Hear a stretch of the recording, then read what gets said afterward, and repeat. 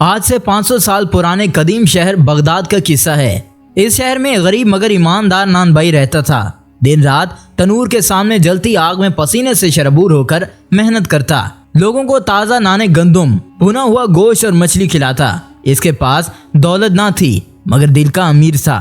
इसी शहर में एक दारोगा भी था जो अपनी कुर्सी के नशे में लोगों से मुफ्तखोरी का आदी था। रोज बाजार घूमता, नान भाइयों, कसाईयों और दुकानदारों से माल मुफ्त लेता। गरीब नान भाई की दुकान पर भी वो अक्सर आता, रोटियां मुफ्त ले जाता, गरूर से कहता, जानते नहीं मैं कौन हूँ, मैं दरोगा हूँ, दरोगा। नान भाई बेबस होकर हंस देता मगर दिल ही दिल में सोचता कि आखिर इंसाफ का दिन कब आएगा।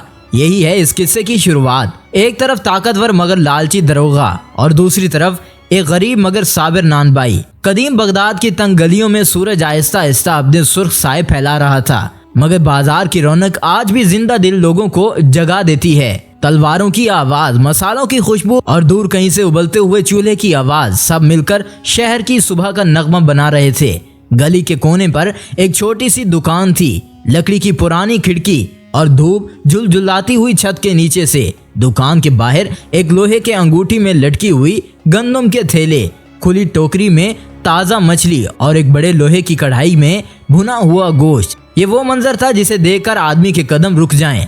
नान भाई उसकी मेहनत में गर्म जोशी और चेहरे पर एक नरम सी मुस्कुराहट थी। वो गंदम पीसकर आटा बना रहा था। उसी दौरान किसी ने भुने हुए गोश्त की खुशबू का जिक्र किया तो ग्राहकों के मुंह पर पानी आ गया। फिर अचानक ठहराव हुआ, बाजार का शोर एक लम्हे के लिए रुक सा गया और दरोगा अपने बड़े जूतों की चाप के साथ दुकान के सामने आया। इसके मुंह पर हमेशा मुस्कुराहट रहती थी, जिसने मालूम करवाया कि वो मुफ्त में चीजें लेने का आदी है। इसने बड़ी शान से कहा, आज के लिए कुछ खास चाहिए? नान भाई, भुना हुआ गोश्त और 2 रोटियां और वही चमकती हुई मछलियां भी। नान भाई ने खामोशी से बर्तन हिलाते हुए कहा, लीजिए साहब, मगर ये रिस्क है। भूख की रोटी सबकी होती है और मैं इंसाफ से कम कुछ नहीं दे सकता।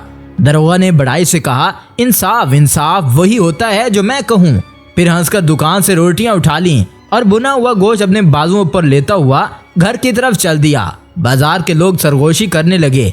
बाद में नान भाई को तरस से देखा। किसी ने दरोगा की बेबाकी पर आंखें तेज कर लीं। नान भाई ने दिल में सोचा, यही तो इस कहानी की इब्तिदा है। एक तरफ ताकत जो अपनी मर्जी से लोगों की चीजें छीन लेती है और दूसरी तरफ कमजोर मगर बावकार दिल जो हर हाल में खड़ा रहता है। और यूं कदीम बगदाद के इस गोशे में रोशनी और साए के दरमियान एक किस्सा जन्म लेने लगा। किस्सा नेमत, मजलूमियत और इस रोज का जब इंसाफ की आहट बाजार की गलियों में गूंजेगी। अगली सुबह बगदाद का बाजार फिर से गहमा गहमी से भरा हुआ था।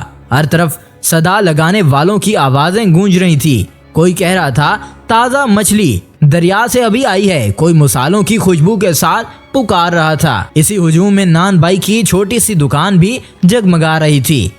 तनूर जल रहा था, रोटियां सुनहरी रंग में पक रही थी और साथ ही भुने हुए गोश्त की खुशबू हर गुजरने वाले के दिल को ललचा रही थी। गंदम के थैले एक तरफ से सजे हुए थे और मछली की टोकरियां आज ताज़ा दरिया की बड़ी मछली रखी हुई थी।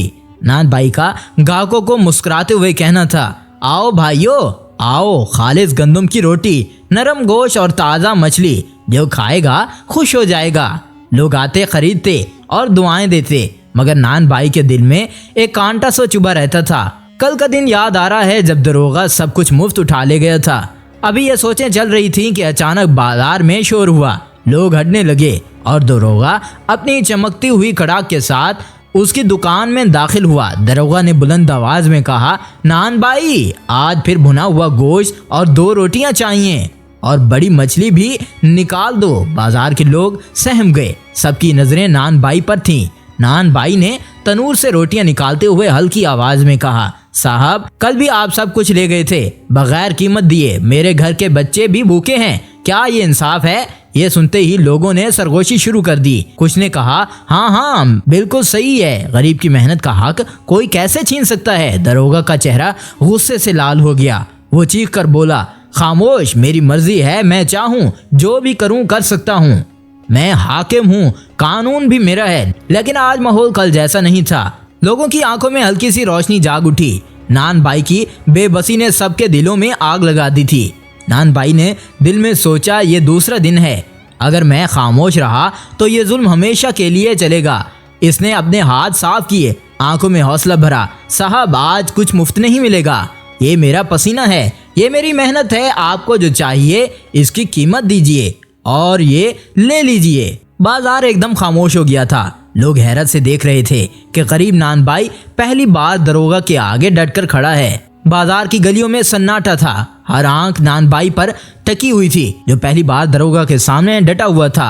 दरोगा ने ये बात सुनी तो उसके गरूर को आग लग गई। वो हंसा, मगर हंसी ऐसी थी जैसे कोई शिकारी अपने शिकार पर दांत पीस रहा हो। वाह नानबाई वाह, वो बोला, एक गरीब आदमी मुझे कैसे ललकार सकता है? मैं वो हूँ जिसके इशारे पर शहर के दरवाजे खुलते और बंद होते हैं। तुम मुझे रोकने की जुर्रत कैसे कर सकते हो? सिपाही हंसने लगे, मगर हजूम खामोश रहा। नानबाई ने कहा, साहब, आपके पास ताकत है, मगर ये दुकान मेरी है, ये रोटियां मेरी मेहनत से पक रही हैं। अगर आप इंसाफ नहीं करेंगे तो मैं भी जुल्म के आगे नहीं झुकूंगा। बाजार के लोगों से सरगोशी सुनी। ये नानबाई बड़ा दलेर है, ऐसा तो बगदाद में किसी ने नहीं किया। दरोगा के माथे पर पसीना आ गया। वो आगे बढ़ा और नानबाई की दुकान के सामने रखे हुए गोश्त के थैले पर हाथ डालने ही वाला था कि अचानक एक बूढ़ी औरत जो करीबी मछली बेचा करती थी आगे आ गई। इसने सख्त आवाज में कहा, दरोगा साहब, कल आपने रोटियां और मछली मुफ्त ली थी। आज ये गरीब बच्चे भूखे नहीं सोएंगे। अगर आज भी यही हुआ तो याद रखना, शहर की बददुआएं तुम्हारा तख्त उल्टा देंगी। लोगों में हलचल मच गई। बाजार के कुछ दुकानदार भी बोल उठे, हाँ, हक तो है, हम सब मेहनत करते हैं, मुफ्तखोरी खत्म होनी चाहिए। ये सुनकर दरोगा का चेहरा लाल हो गया। मैं तुम सबको सजा दूंगा। तुम्हें पता है मैं कौन हूँ? खलीफा का दरोगा हूँ, जो चाहूँ कर सकता हूँ। सिपाही नानबाई के तनूर के करीब आए, जैसे सब कुछ उलट पुलट कर दिया हो, मगर नानबाई पीछे नहीं हटा। इसने सिपाहियों की आंखों में आंखें डालकर कहा, आगे बढ़ो, हौसला है, मगर याद रखो, ये तनूर सिर्फ रोटी नहीं पकाता, ये लोगों की दुआएं और बद्दुआएं भी संभालता है। यह जुमला पूरे बाजार में गूंज उठा। लोगों के दिलों में आग भड़क उठी। कुछ ने हिम्मत करके नारा लगाया। अगले दिन जब सूरज बगदाद के आसमान पर निकला तो नानबाई की दुकान पर अजीब ही हजूम लगा था। लोग कल वाले झगड़े के किस्से सुनने आए थे। कहता था, नानबाई ने दरोगा को ललकार दिया। कोई बढ़ा चढ़ा कर बोलता, नहीं, इसने तो तनूर से आग निकालकर सिपाही को डरा दिया था। नानबाई सब सुनकर मुस्कुरा देता। दिल ही दिल में सोचता, वाह भाई, कल तो मैंने सिर्फ बात ही की थी, मगर लोगों ने इसे पूरा जंगी किस्सा सुना दिया। इसी दौरान दरोगा दूर से आया, मगर आज वो अकेला था। सिपाही साथ नहीं थे। वजह ये थी कि कल सिपाही भी लोगों के सामने शर्मिंदा हुए थे। दरोगा गुस्से में आया और बोला, नानबाई, मेरी बेइज्जती बाजार में सबके सामने की गई, अब मैं तुम्हारा हिसाब लूंगा। नानबाई ने संजीदा चेहरे के साथ कहा, साहब, आप बिल्कुल सही वक्त पर आए। आज मैंने आपके लिए खास चीज तैयार की है। ये कहकर इसने तनूर में हाथ डाला और एक बहुत बड़ी मोटी ताज़ा रोटी निकाल ली, इतनी कि खुद नानबाई को उठाने में मुश्किल हो रही थी। बाजार के लोग हंसने लगे, अरे ये तो दरोगा की तरह बड़ी मोटी है। नानबाई ने रोटी उठाई, दरोगा के सामने रख दी। साहब, ये रोटी सिर्फ आप जैसे बड़े आदमी के लिए है, लेकिन शर्त यह है कि आप अकेले ही इसे खत्म करेंगे। दरोगा पहले गरूर से हंसा, फिर रोटी के टुकड़े कर दिए। दरोगा से वो रोटी खाई नहीं गई। अब किस्सा आता है बगदाद के शाही महल की तरफ। ऊंची ऊंची दीवारें, रंगीन कानूस, खुशबूदार महकते हुए कमरे। ये वो जगह थी जहां इंसाफ की घंटी बजती थी और जहां का फैसला पूरे शहर के फैसले के हुक्म के तौर पर माना जाता था।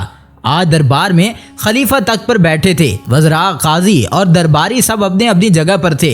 अचानक दरोगा दौड़ता वो अंदर आया। इसकी हालत अजीब थी, चेहरा गुस्से से लाल। जो कुछ कल हुआ था वो सब खलीफा के सामने पेश करने लगा। इसने आते ही बोला, हजूर खलीफा, ये शहर का एक नानबाई है, इसने मेरी तौहीन की है, बाजार में मुझे सबके सामने जलील किया है। अगर ऐसे गरीब लोग बड़ों के खिलाफ बोलने लगे तो फिर हुकूमत का क्या काम है? दरबार में सरगोशी होने लगी। वजीर ने ये हैरत से पूछा, एक नानबाई ने, वो भी दरोगा जैसे बड़े अफसर के साथ? दरोगा ने गर्दन उकड़ते हुए कहा, जी हाँ, वो रोटियां बेचने वाला, मछली और गोश्त रखने वाला मामूली सा दुकानदार। इसने मुझसे कहा मैं मुफ्तखोरी ना करूं, ये बात मेरे रुतबे के खिलाफ है। ये सुनकर खलीफा भवें छेड़ कर कहा। वो खामोशी से सोचने लगे। फिर काजी ने कहा, हुजूर, इंसाफ का तकाजा है कि इस नानबाई को भी दरबार में बुलाया जाए। अगर दरोगा सच्चा है तो फैसला इसके हक में होगा। अगर नानबाई की बात में वजन है तो शहर को पता लगेगा कि खलीफा के दरबार में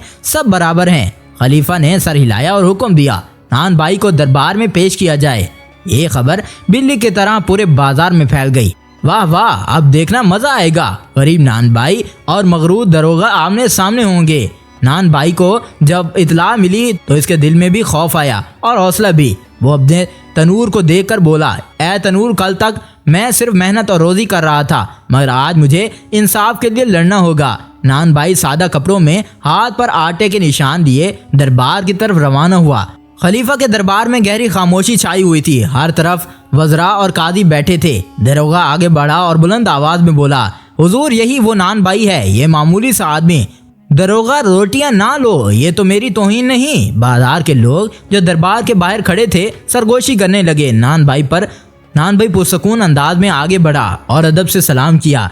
ऐ नान भाई, क्या ये सच है कि तुमने दरोगा को रोटियां देने से इनकार किया? जहाँ पनाह, मैंने इनकार नहीं किया, बस कहा था कि मेरा पसीना और मेहनत की कमाई है। अगर कोई चीज़ नान भाई से ले तो कीमत दे, मेरे बच्चे भी भूखे हैं, क्या ये मेरा हक नहीं?